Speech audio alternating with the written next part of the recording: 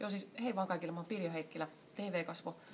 Mua ei kiinnosta nämä kirkkoherran vaalit, mä en kuulu kirkkoon. Mulla on itse asiassa vähän ikäviä kokemuksia kirkosta ja uskonnosta ylipäätään.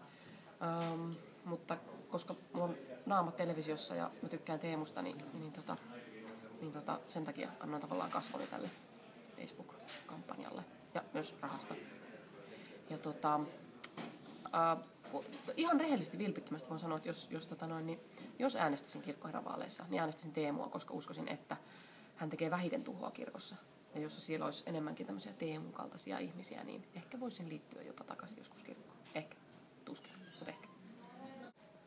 Moi, mä oon Joonas Nordman, TV-tähti, ja mun elämä oli tyhjää ja kylmää, kunnes mä tapasin Teemu Laajasalon.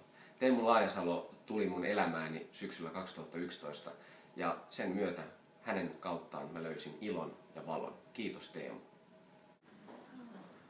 Moi, mä oon Kari Hietalahti eli Hissu.